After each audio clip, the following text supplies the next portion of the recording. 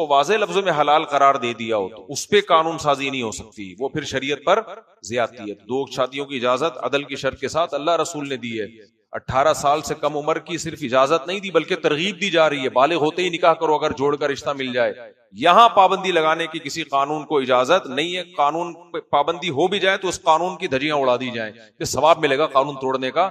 آپ کہہ سکتے ہیں ثواب کیوں ملے گا؟ ثواب اس لیے ملے گا کہ جب آپ قانون توڑیں گے تو اللہ کہے گا یہ مجھے حکومت سے زیادہ ویلیو دیتے ہیں، ٹھیک ہے نا؟ یہ کیا کرتے ہیں؟ یہ مجھے ویلیو زیادہ دیتے ہیں۔ اس کی مثال میں بار بار دیتا ہوں کہ باپ نے اپنے بیٹے سے کہا یہ رسگلہ کھا لے، میں تیرے لیے لے کر آیا ہوں، تو بیٹا کیا کہہ رہا ہے؟ بیٹے کا جو دوسرا دوست ہے نا جمشید، وہ کہہ رہا ہے مت کھا۔ اب بیٹے کا دل کر رہا ہے کھانے کا لیکن وہ جمشید کے کہنے کی وجہ سے نہیں کھا رہا۔ باپ پوچھ رہا ہے بیٹا میں نے تمہیں اجازت دی ہے، کیا تمہارا دل نہیں چاہ رہا؟ نہیں ابا دل تو بہت چاہ رہا ہے۔ تو بیٹا میں کہہ رہا ہوں نا کھاؤ، میں تمہارے لیے لے کر آیا ہوں۔ اب بیٹا کہہ نہیں جمشید نے منع کیا ہے۔ اب ابا کو غصہ آئے گا کہ نہیں آئے گا کہ میری بات کو تم ویلیو نہیں دے رہے ہو؟ یا تو تمہارا اپنا دل نہیں چاہ رہا ہوتا، جیسے 18 سال سے پہلے کسی کا دل ہی نہیں چاہ رہا یا کوئی اچھا رشتہ نہیں مل رہا، ان کی مجبوری ہے، نہ کریں بھائی، لیکن رشتہ بھی مل رہا ہے، مجبوری بھی نہیں ہے، فائدہ بھی نظر آ رہا ہے، گورنمنٹ نے منع کیا ہے، تو یہاں گورنمنٹ اور جمشید بالکل سیم ہے۔ یہاں آپ بولو گے نا کسی دوست کے کہنے پر رسگلہ نہیں کھاؤ گے، پھر ابا کو غصہ آئے گا، ابا رکھ کے چماٹ لگائے گا، بولے گا پھر آئندہ سے اپنا باپ اسی کو بنا لے تو۔ میں نے اجازت نہ دی ہوتی پھر جمشید منع کرتا تو مان لیتا، لیکن میں تیرے لیے لے کر آیا ہوں، رکھا تیرے سامنے اور کہہ رہا ہوں کھا لے، اور تو کہہ رہا ہے جمشید منع کر رہا ہے۔ یہاں آپ جمشید کا دل دکھا کے ابا کا دل رکھیں گے تو ابا کو خوشی ہوگی، ابا کہیں گے اس کا مطلب تو جمشید کو ابا نہیں سمجھتا، تو ابا کسے سمجھتا ہے؟ مجھے سمجھتا ہے۔ اس لیے خوب یاد رکھو، آپ کا اپنا دل نہیں کر رہا دوسری شادی کا، یا 18 سال سے کم عمر میں نکاح کا، یا پیسے ہی نہیں ہے، وہ جو کہتے تھے نا وسائل ہی نہیں ہے، یا آپ نہیں سنبھال پاتے، وہ آپ کا ہیڈیک ہے۔ لیکن آپ کے پاس سب کچھ ہے، آپ وسائل ہیں، آپ کا دل بھی چاہ رہا ہے، رشتہ بھی مل گیا، لوگ کہہ رہے ہیں کہ یہ برا کام ہے مت کرو۔ اب اگر لوگوں کے کہنے سے آپ رک گئے، اس کا مطلب آپ کی نظر میں شریعت کی ویلیو لوگوں سے کم ہے اور لوگوں کی ویلیو زیادہ۔ تو یہاں لوگوں کی بات کو نہ ماننے میں ڈبل ثواب ملتا ہے۔ سمجھ میں آ رہی ہے بات؟ بہت ثواب ملتا ہے۔ تبھی تو میں نے کی تھی، لوگ منع کر رہے تھے، نہیں منع کر رہے ہوتے پھر شاید میں نہیں کرتا، لوگ اتنا منع کرتے، میں نے کہا یار ٹینشن میں آ رہا ہوں تو ان کو کیا تکلیف ہے۔ خیر آگے چلتے ہیں ہم۔ تو یہ اللہ نے مضمون بیان کیا، اس کی آواز صحیح نہیں ہے بھائی۔ آگے اللہ تعالیٰ فرماتے ہیں وَلَا تَأْكُلُوا مِمَّا لَمْ يُذْكَرِ اسْمُ اللَّهِ عَلَيْهِ۔ حلال و حرام کی چیزوں میں ایک اور حکم بیان ہوا کہ جس جانور کو ذبح کرتے ہوئے اللہ کا نام نہ لیا گیا ہو اس جانور کو بھی مت کھاؤ۔ خود سے مر جائے وہ بھی مت کھاؤ، تم نے مارا ہو لیکن اللہ کا نام نہ لیا ہو تو بھی مت کھاؤ۔ ہاں حدیث میں یہ آتا ہے کہ اگر کوئی جانور ذبح کرتے ہوئے اللہ کا نام لینا بھول جائے تو وہ حلال ہے۔ وجہ اس کی ہے کہ بعض دفعہ جب ہم جانور لٹاتے ہیں تو وہ اتنی افراتفری کا عالم ہوتا ہے، نام لینا بھول جاتا ہے آدمی، تو اگر بھولے سے کسی سے بسم اللہ چھوٹ گئی تو جانور حلال ہے، جان کر چھوڑ دی تو حلال نہیں ہے۔ مشرکین اس پہ اعتراض کیا کرتے تھے کہ لو بھائی خود سے قدرت جانور کو مار دے وہ تو حرام ہے، اور ہم جانور قتل کریں تو وہ حلال ہے۔ یہ کیسا دین ہے بھائی؟ یعنی ایک بکری خود بخود مر گئی تو محمد صلی اللہ علیہ وسلم کہہ رہے ہیں وہ حرام ہو گئی، حالانکہ وہ کس نے ماری ہے؟ بول لو نا میں نے نہیں ماری، کس نے ماری ہے؟ اللہ نے ماری ہے، اور کہہ رہے ہیں جب ہم خود کاٹ کے مارے تو وہ حلال ہے۔ تو اس کا اللہ نے جواب کیا دیا؟ فرمایا کہ وَإِنَّ الشَّيَاطِينَ لَيُوحُونَ إِلَىٰ أَوْلِيَائِهِمْ۔ شیطان کا کام ہوتا ہے اپنے دوستوں کو وحی کرتا رہتا ہے، شیطان کا کام ہوتا ہے اپنے دوستوں کو وحی کرتا رہتا ہے، لِيُجَادِلُوكُمْ، تاکہ وہ تم سے بحث مباحثہ کریں۔ یعنی اللہ نے اس اشکال کا جواب نہیں دیا، اس لیے جواب نہیں دیا کہ یہ چیز اتنی واضح ہے کہ یہ شیطانی وسوسے کے علاوہ یہ کچھ بھی نہیں ہے۔ بھائی جس کو تم مار رہے ہو اس کو بھی تو اللہ ہی مار رہا ہے، جو خود سے مر رہی ہے وہ بھی اللہ ہے، تو اللہ نے مار دیا، ناپاک کر دیا نا اس کو۔ حلال و حرام کا تعلق اس سے ہے کہ اس میں ظاہری یا روحانی نجاست ہے یا نہیں ہے، اگر وہ ہے تو چاہے وہ اللہ لے کر آئے یا خود سے آئے، تو اس لیے اس بےہودہ سوال کا جواب نہیں دیا۔ بس اللہ نے اتنا کہہ دیا کہ یہ جو سوال یہ لوگ آپ سے کر رہے ہیں اس کا منشا کیا ہے، یہ کیوں پیدا ہو رہا ہے؟ ان الشیاطین لیوحون الی اولیائہم، شیطانوں کا کام ہوتا ہے اپنے دوستوں کو پٹیاں پڑھاتے رہتے ہیں، کچھ اعتراضات ہوتے ہیں جو شیطان ان کو سکھا رہا ہوتا ہے۔ آگے اللہ تعالیٰ نے فرمایا مشرکین میں ایک بڑی مصیبت تھی نا وہ جو چوپایوں کو حرام کر لینا، تو اللہ نے 4 چوپایوں کا ان آیتوں میں خاص طور پہ تذکرہ کیا۔ پہلے تو اللہ نے اپنی نعمتیں بیان کی، ہاں مشرکین میں ایک بیماری یہ بھی تھی، بھوک کے خوف سے اپنے بچوں کو قتل کر دیا کرتے تھے کہ ہم غریب ہیں اور حمل ٹھہر گیا، اب حمل گرانے کی دوائیں ایجاد نہیں ہوئی تھی، نہ الٹرا ساؤنڈ سے پتہ چل جاتا تھا کہ پریگننسی ہے یا نہیں، تو اب प्रेगनेंसी है तो गिराएंगे तो मां मर जाएगी, जाहिर है उनको क्या पता। तो वो इंतजार करते थे, जो गरीब लोग हैं, जो मालदार हैं वो ऐसा नहीं करते थे। गरीब लोग इंतजार करते थे कि बच्चा पैदा हो, चाहे लड़का या लड़की। बाज लोग तो सिर्फ लड़कियों को मारते थे कि लड़की को वो समझते थे हमारे लिए एक ऐब है ये, और बाज लड़के को भी मार देते थे, क्यों कि भाई हमारे लिए खुद खाने के लिए रोटी नहीं है, इसको हम कहां से खिलाएंगे। इसका भी कुरान ने कहा कि वकज़ालिका ज़य्यना लिकसीरिम मिनल मुशरिकीन क़त्ल औलादिहिम शुरकाउहुम। देखो ये बुत परस्ती है ना, इस बुत परस्ती ने इनको कहां तक लेकर आई है, ये कि अपनी औलाद को कत्ल भी करते हैं, इतना बड़ा जुर्म भी, और उस पर लेबल बड़ा अच्छा लगाते हैं। लेबल क्या लगाते हैं कि हम इनको तकलीफ से बचा रहे हैं, एक दफा की तकलीफ है मार के खत्म कर दो, भूखे रहेंगे हमारी तरह, कभी खाने को मिलेगा कभी नहीं मिलेगा, दर दर के धक्के खाएंगे, इससे बेहतर है जान से मार दो। कितना बड़ा जुल्म भी हो रहा है, और लेबल क्या लगाया जा रहा है कि हम तो एक्चुअली इनको मुसीबत से बचाना चाहते हैं। ये मुशरिक और जो लोग भी अल्लाह रसूल के कवानीन को नहीं मानते ना, वो इस तरह के जुल्म करते हैं अच्छे अच्छे लेबल लगा के। बोल फिल्म एक आई थी, उसका एक डायलॉग बड़ा मशहूर हुआ था। बेटी अपने बाप से कहती है जब खिला नहीं सकते तो पैदा क्यों करते हो। वो डायलॉग मुझे भी लोगों ने भेजा था। उसमें कहते हैं, दिखाया कि एक मौलवी साहब बेचारा बड़ा गरीब बच्चे दे दनादन पैदा हो रहे हैं उसके, अब घर में रोटी नहीं है, एक एक रोटी आधी आधी हो रही है। ये ना, ये जो ऐश परस लोग होते हैं ना, हवस के पुजारी, इनकी नजर में दौलत ही सब कुछ है। इस्लाम हमें बताता है कि किसी को पैसा मिलेगा किसी को नहीं मिलेगा, फाके भी अल्लाह की नेमत, पैसा भी अल्लाह की नेमत, तो दोनों में तुमने क्या करना है, सब्र। ये कोई नाकामी नहीं है। देखो जब दुनिया ही को सब कुछ मान लिया तो जिसके पेट में रोटी नहीं है वो तो नाकाम है ना, लेकिन ये बुनियादी गलत है। इस्लाम कहता है दुनिया सब कुछ है ही नहीं, कोई बात नहीं, फाकों में सब्र करो। और नबी ने जो हुक्म दिया ना नस्ल बढ़ाने का, वो उन लोगों को हुक्म दिया जो गुर्बत में बच्चों को कत्ल कर दिया करते थे। समझ में आ रही है बात के नहीं आ रही? उनको हुक्म दिया नस्ल बढ़ाओ। तो ये जो फलसफा ही सारा यहां से जड़ से खत्म हो जाता है। तो उस फिल्म में ये डायलॉग दिखाया गया था। अच्छा, उस बोल फिल्म की एक्ट्रेस का फिर मेरे पास फोन भी आया चंद महीने पहले, और उसने कहा मैंने आपका बयान सुना है और मैंने तौबा की है दिल से। वो जो मैंने डायलॉग कहा था ना मूवी में, मैंने तौबा की है उसमें। अल्लाह का शुक्र है मेरा बयान उस तक पहुंचा, उसने तौबा की और मुझे फोन करके बताया भी उसने, जो इस फिल्म में एक्ट्रेसेस थी। तो वो लड़की अपने बाप, यही एक्ट्रेसेस थी, ये अपने बाप से क्या कह रही है, जब रोटी वोटी कम पड़ गई ना तो क्या कह रही है, जब खिला नहीं सकते तो पैदा क्यों करते हो। मैं लोगों में काफी चला फिरा करता था, तो मैंने देखा दुकानों पे जो इस फिल्म के तस्करे हो, तो लोग कह रहे हैं यार बात तो सही की है, जब खिला नहीं सकते तो भाई पैदा क्यों किया है। इससे पता चलता है कि हमारी फिल्में ड्रामे लोगों की खोपड़ी खराब करने में कितना बड़ा किरदार अदा करती है। हालांकि इसके कितने खतरनाक साइड इफेक्ट हैं इस डायलॉग के। जब भी देखो दुनिया में हर जगह मालदारी है, क्या कहीं गुर्बत होती है, हमेशा से चला आ रहा है। किसी को अल्लाह ने दौलत दी, किसी को नीचे हाथ वाला बनाया, हमेशा से चला आ रहा है ये। तो ये नहीं हो सकता कि गुर्बत पूरी दुनिया से हमेशा के लिए खत्म हो जाए। कोई मालदार मुल्क होंगे, कोई गरीब मुल्क होंगे। जो मालदार मुल्क हैं वो भी तो उन गरीबों की वजह से मालदार हैं, और उन मालदारों की वजह से ये गरीब हैं। ये तो रहेगा दुनिया में उसूल। लेकिन इस फिल्म देखने के बाद जो गरीब बच्चे हैं वो अपने माँ बाप पर कितना बड़ा इल्जाम लगा सकते हैं, हालांकि उनको जिंदगी किसकी वजह से मिली, वालिदैन की वजह से। कैसे रूखी सूखी करके माँ बाप ने उनको खिलाया होगा, कभी एक वक्त खिला दिया कभी नहीं खिलाया, लेकिन जो एक टाइम भी खिलाया वो भी इनका एहसान है, इनकी बाप की मेहनत है। वो किसी दिन जरा सा नागा हुआ खाने में, तो जिन बच्चों ने वो मूवी देखी होगी वो अपने बाप से या माँ से कहेंगे नहीं कि जब तुम्हारे पास स्कूलों की फीस के पैसे नहीं थे तो पैदा क्यों किया। ये सिर्फ रोटी तक बात नहीं रुकती है, सिर्फ रोटी थोड़ी इंसान की जरूरत है।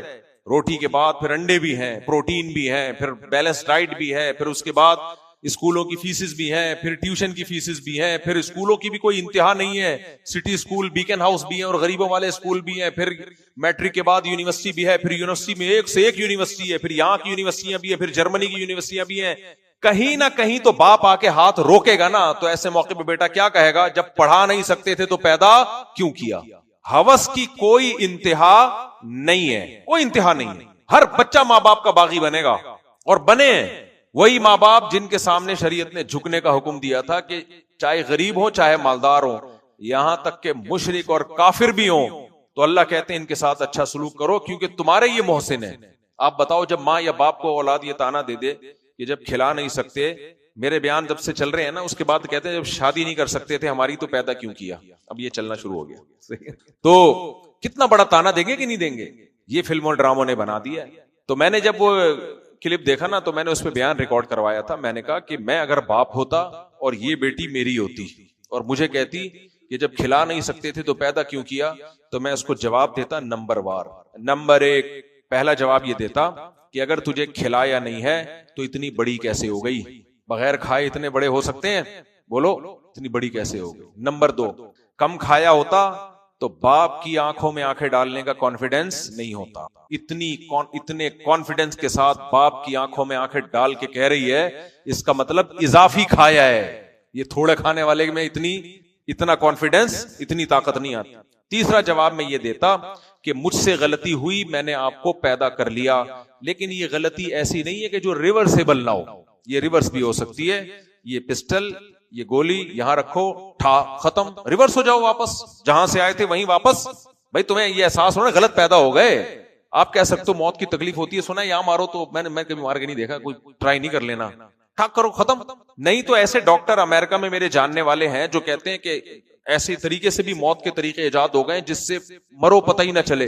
بھائی وہ اگر وہ جو نہیں مری میں جو بچے بےچارے گاڑی کے اندر انتقال کر گئے تھے، وہ گاڑی میں کون سی گیس تھی بھر گئی تھی؟ ہیلیم گیس نہیں تھی، کوئی اور تھی، کاربن مونو آکسائڈ. یہ گیس ایسی ہے، میں نے بہت ڈاکٹروں سے اس کے بارے میں پوچھا ہے.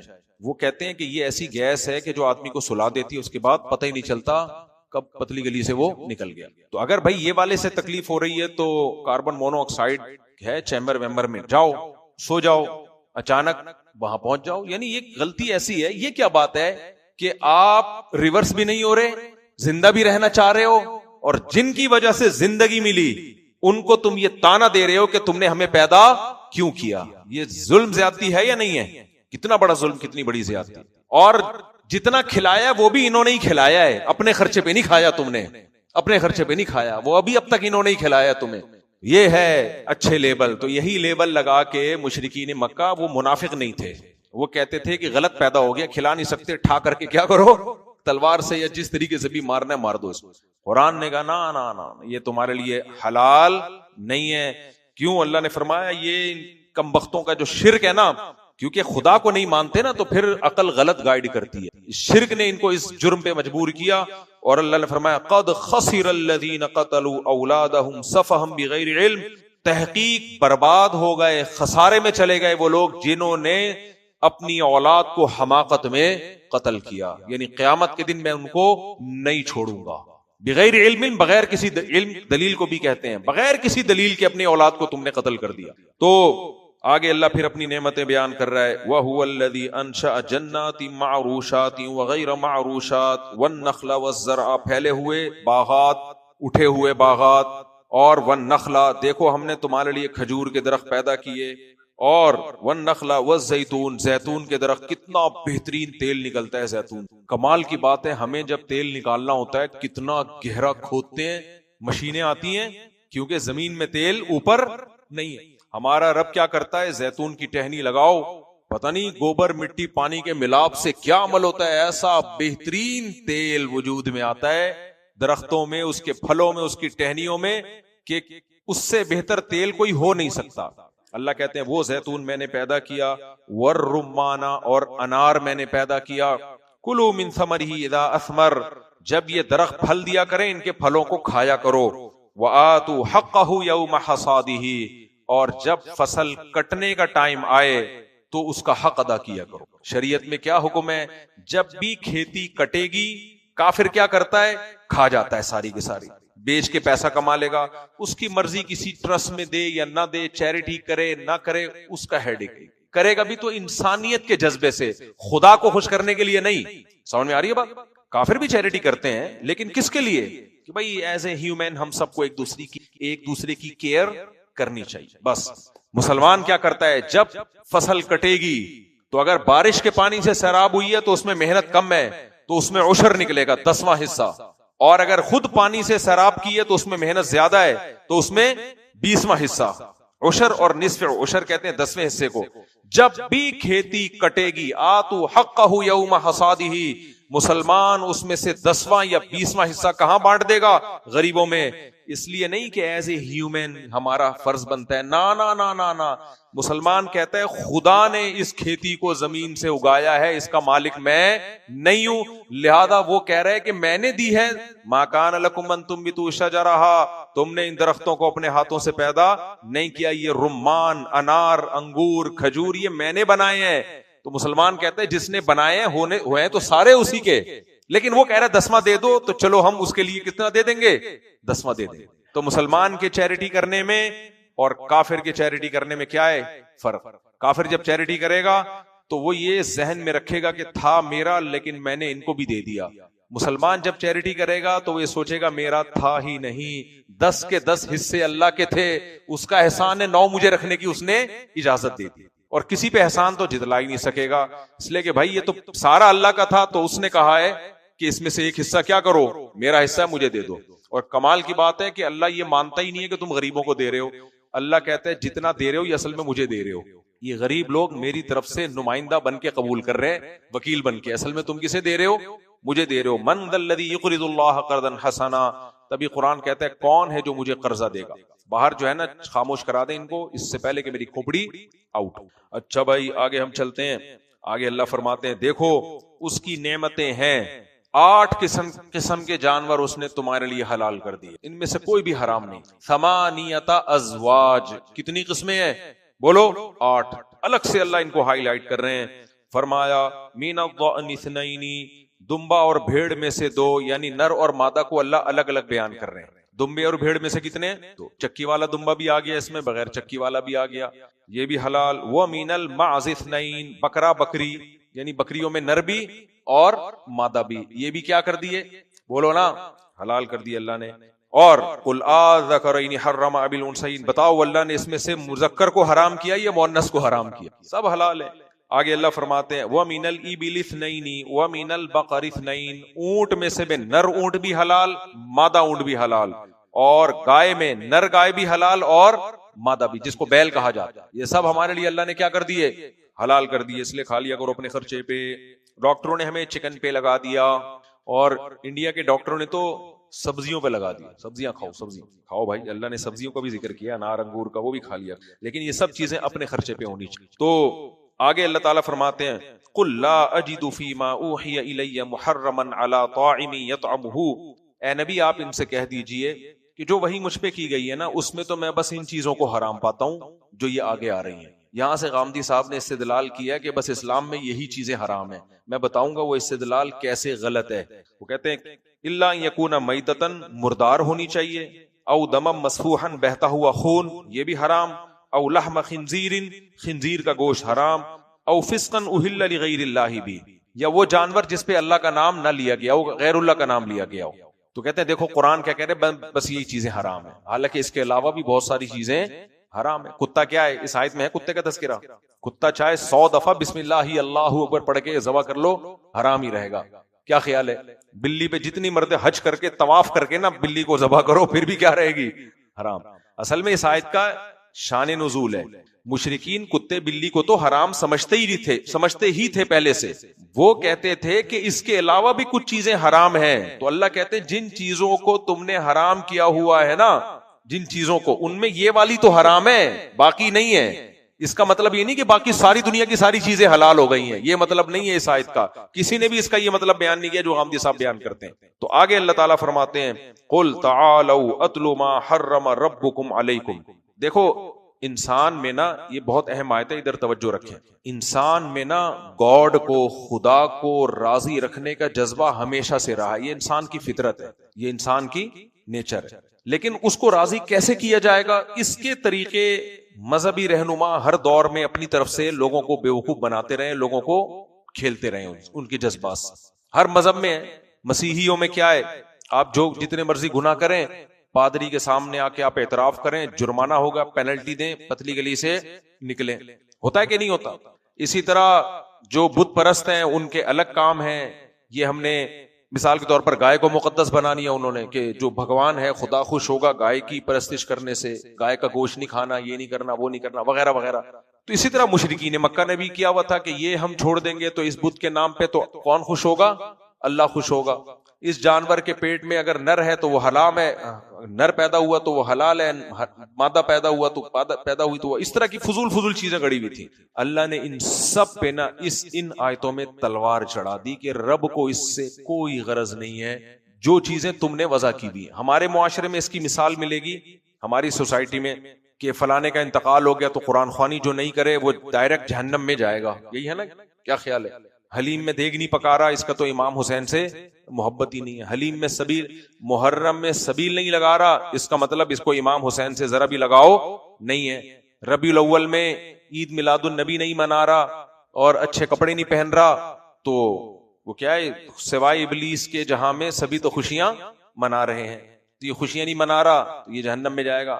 ہر شخص نے, ہر ایک نے کچھ نہ کچھ, مسلمانوں میں بھی ہیں غیر مسلموں میں بھی ہیں.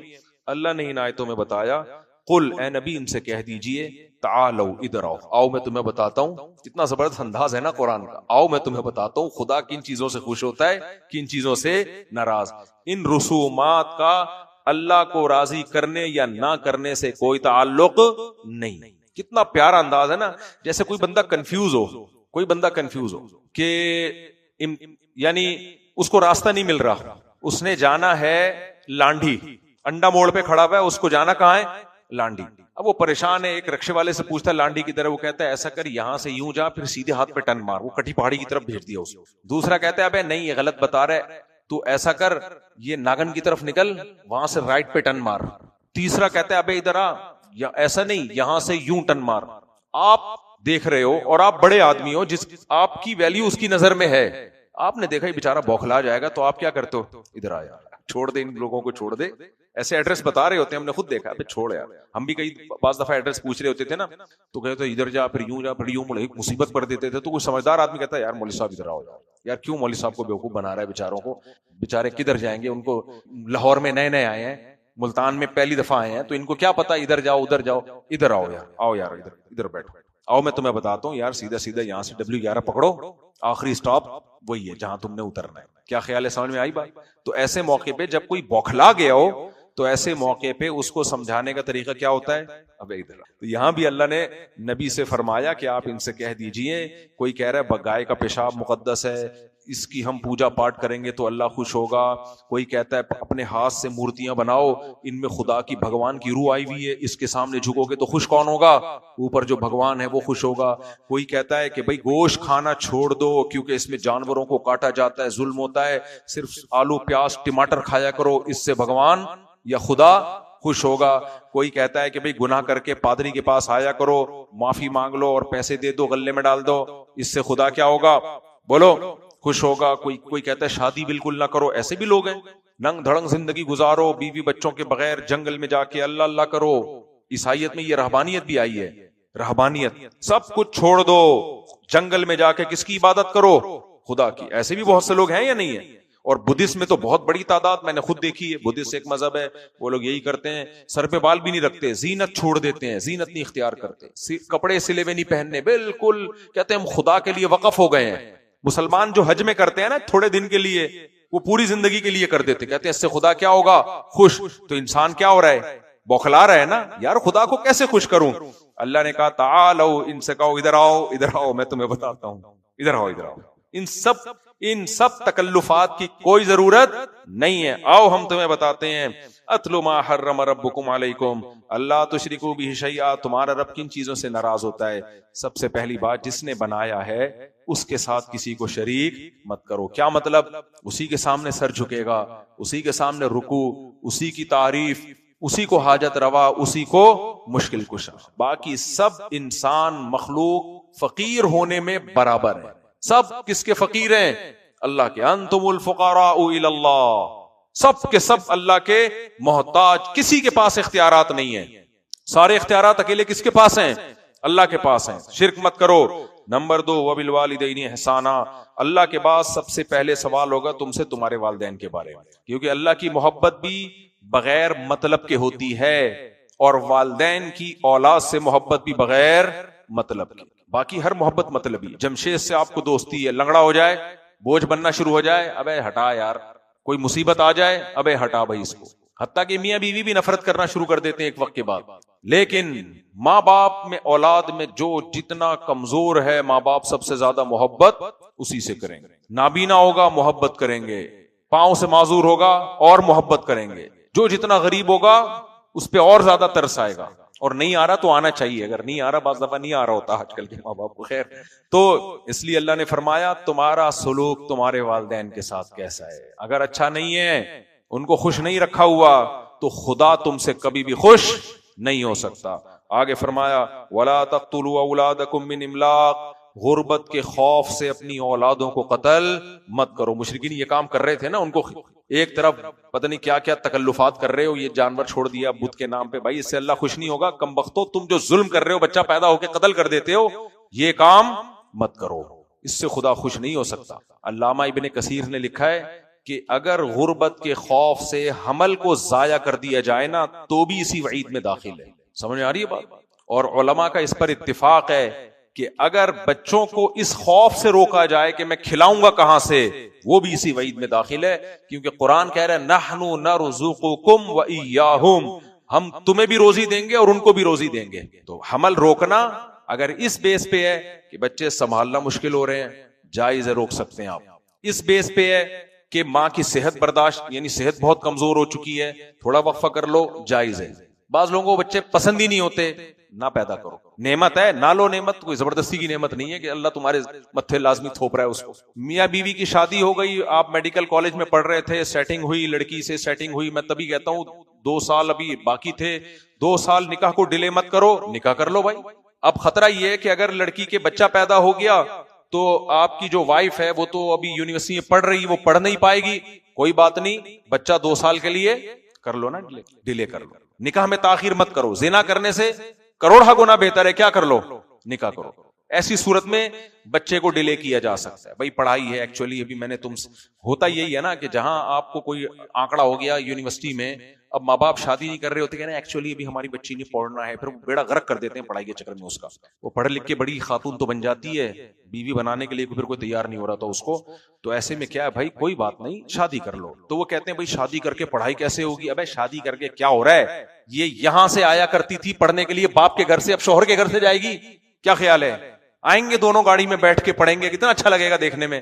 اور یونیورسٹی میں لوگ پوچھیں گے آپ دونوں کون ہیں؟ یہ میری وائف, جو کل تک وہاں بیٹھتی تھی اس سیٹ پہ, وہیں سے آنکڑا ہوا اور اس آنکڑے کو ہم نے کیا کر دیا, شریعت نے کہا ہے آنکڑا ہو تو کیا کرنا ہے, نکاح کر لو. لن تر للمتحابین مثل النکاح, صحیح حدیث ہے, 2 محبت کرنے والوں میں نکاح سے بہتر کچھ بھی نہیں. ادھر بھی آنکڑا ادھر بھی آنکڑا, کوئی بات نہیں, سیٹنگ فوراً اس سیٹنگ کو کس میں تبدیل کر لیا, نکاح میں تبدیل کر لیا.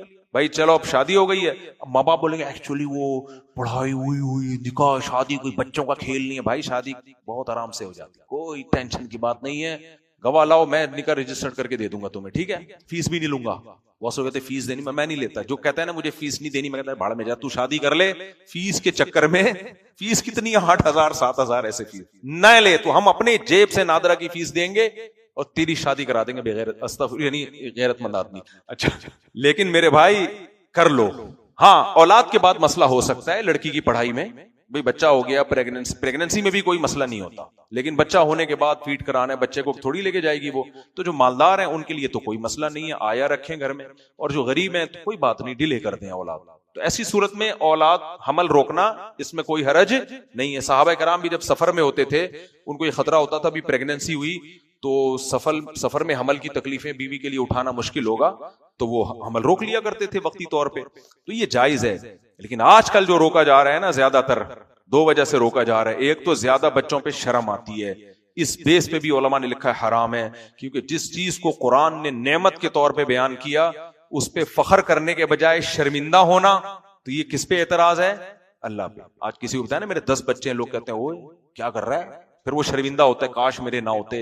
اور دوسرا اس کا دوست جمشید کہتا ہے میرے اتنے نہیں ہوں گے کیونکہ لوگ مذاق اڑائیں گے. تبھی تو میں کھل کے 19 بچوں کی رپورٹیں پیش کرتا ہوں, کیونکہ سیکولر لبرل طبقے میں اس سے میرا مذاق اڑتا ہے, اور مجھے اس بات پہ اپنا مذاق اڑوانے میں مزہ آتا ہے. کیا آتا ہے؟ مزہ. کم وقت تو تمہیں خدا نے اولاد سے محروم کیا, خدا کی قسم دنیا میں بچوں سے بڑی نعمت کوئی ہے. اب جب بھی گھر میں جاتا ہوں نا, چھوٹے بچے, ایک عجیب سی کھلکھلاہٹ ہوتی ہے یار. بندروں کی طرح لگے ہوئے ہوتے ہیں, ادھر گھسا ہوا ہے ادھر گھسا ہوا ہے. میں قرآن لے کے بیٹھتا ہوں نا گھر میں, بچے بھی آ جاتے ہیں, یوں ہی ہلنا شروع کر دیتے, کتنا اچھا لگتا ہے. مصلے پہ کھڑے ہو وہ بھی آ کے کھڑے ہو جائیں گے, آپ یہ والی انگلی اٹھا رہے وہ یہ والی انگلی اٹھائیں گے. بچوں سے بڑی خوبصورت انٹرٹینمنٹ دنیا میں ہے ہی نہیں. میں نے ابھی کچھ دن پہلے اپنے جو بچے میرے بڑے ہو گئے, مجھ سے پوچھے بغیر بڑے ہوئے, اگر بتا کے ہوتے میں ہونے ہی نہیں دیتا ان کو بڑا. ان کی بچپن کی ویڈیو دیکھ رہا تھا, اتنی پیارے پیارے لگ رہے تھے. میں نے کہا کمبختو تم بڑے ہوئے کیوں, کیسے پیارے پیارے ہوتے ہیں بچپن میں. اتنی بڑی نعمت ہے, اللہ نے ان بیچاروں کو محروم کر دیا مذہب سے بغاوت کے نتیجے میں. تو پھر یہ ہمارا مذاق اڑا رہے ہیں, اتنے بچے. تو اڑانے تو کوئی بات نہیں, اللہ نے ہمیں نعمت دی ہے, اور یہ اسلام نہ ہوتا تو ہمارے اتنے بچے نہیں ہوتے. تو اس لیے علماء نے لکھا 2 وجہ سے یہ بالکل حرام ہے. ایک, بچوں میں عار محسوس کرنا, ذلت محسوس کرنا. نمبر 2, کھلاؤں گا کہاں سے ان کو, اس بیس پہ حمل روکنا حرام. باقی جائز ہے, کسی اور بیس پہ روکا جا سکتا ہے. آگے اللہ تعالیٰ فرماتے ہیں کہ لا تقتلوا اولادکم من املاق, غربت کے خوف سے اولادوں کو قتل مت کرو. یہ وہی مشرک لوگ تھے جو اولاد کو قتل کرتے, لیکن جب اسلام قبول کیا تو اسی غربت میں, وہ غربت بڑھی ہے وقتی طور پہ, وہ تو بعد میں فتوحات ہوئی ہے نا, بہت بعد میں. پھر جو صحابہ کی اولادیں ہوئی ہیں, میں نے اپنی کتاب میں لکھا ہے کس کس صحابی کے کتنے بچے تھے. حضرت علی رضی اللہ تعالیٰ عنہ غربت کی انتہا پہ تھے, اور 30 بیٹے ان کے جن کے کتابوں میں نام لکھے ہوئے ہیں. کس کے؟ سیدنا علی ابن ابی طالب کے, انس ابن مالک کے. وہ کہتے ہیں 100 بیٹے تو انہوں نے زندگی میں اپنے چلتے پھرتے دیکھے ہیں, اور کہتے ہیں 120 بچوں کو میں اپنی زندگی میں دفن کر چکا ہوں. اس لیے نہیں کہ بچپن میں مر گئے تھے, اس لیے کہ انس ابن مالک کی عمر بہت زیادہ تھی, کیونکہ نبی نے ان کو 4 دعائیں دی تھی انس ابن مالک کو.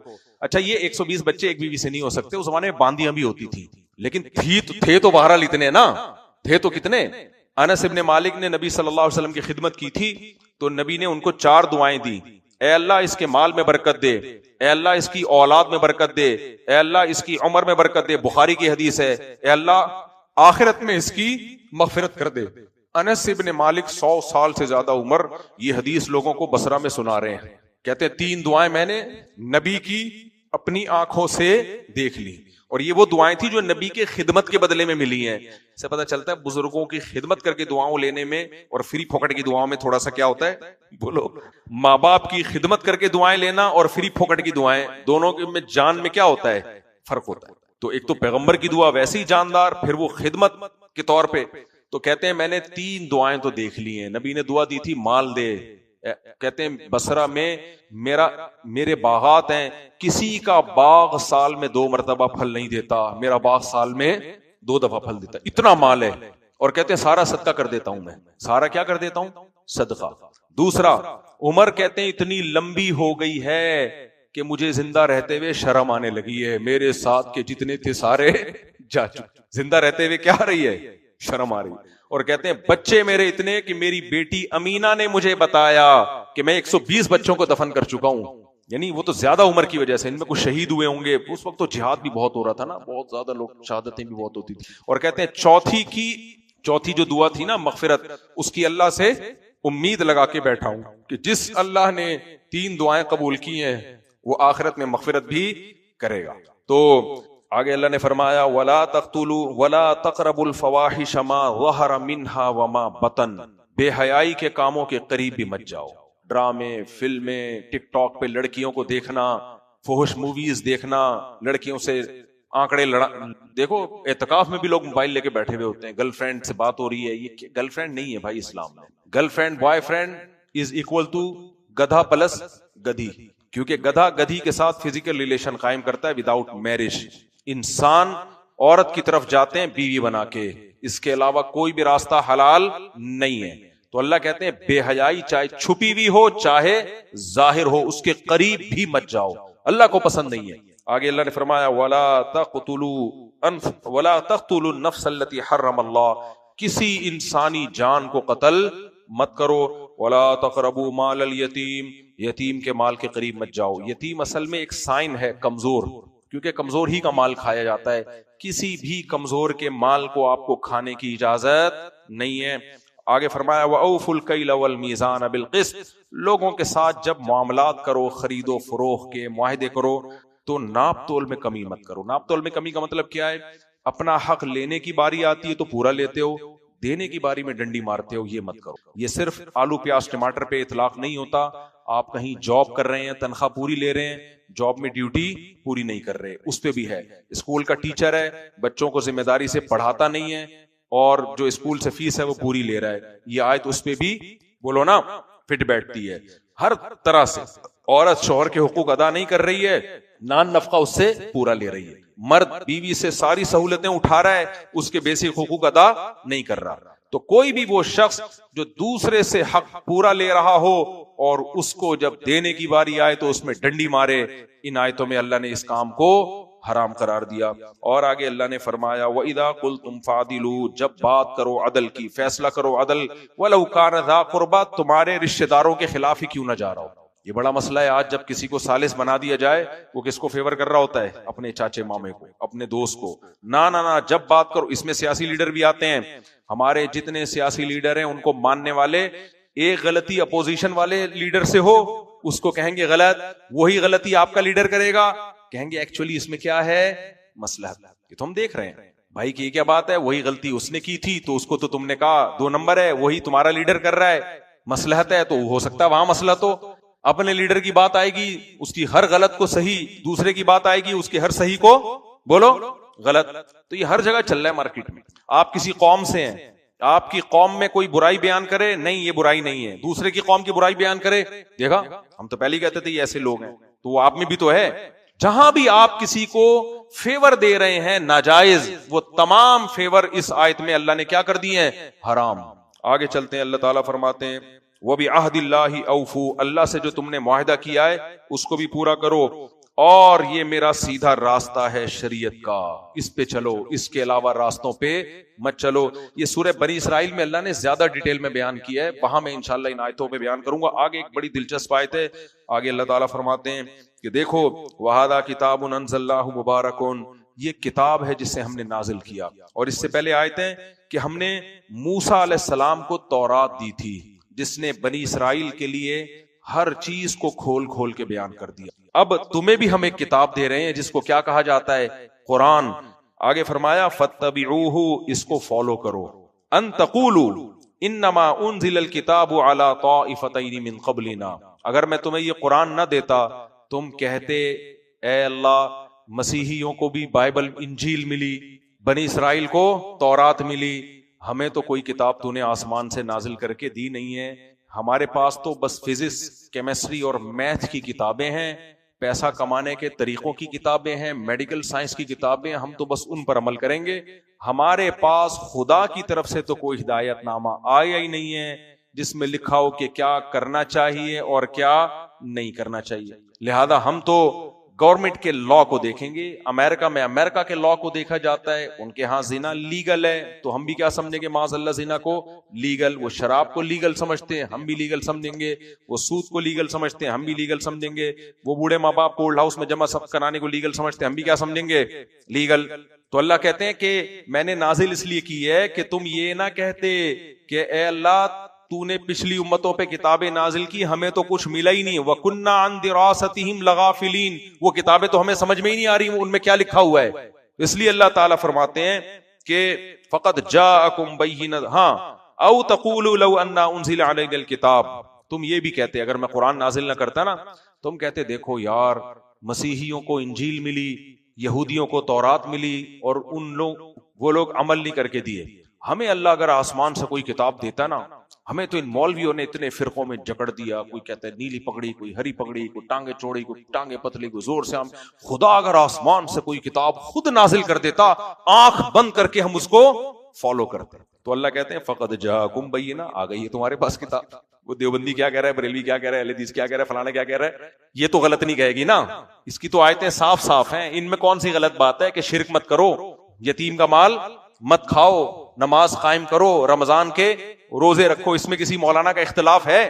زنا مت کرو، لا تقربوا الزنا، زنا کے قریب بھی مت جاؤ، کسی بے حیائی کے کام کے قریب بھی مت جاؤ، اس میں کوئی اختلاف کر سکتا ہے؟ اگر کوئی مولوی اس سے اختلاف کرے لوگ اس کو ویسے ہی سوسائٹی سے نکال دیں گے. ابے تو قرآن میں کیسے تو اختلاف کر رہا ہے؟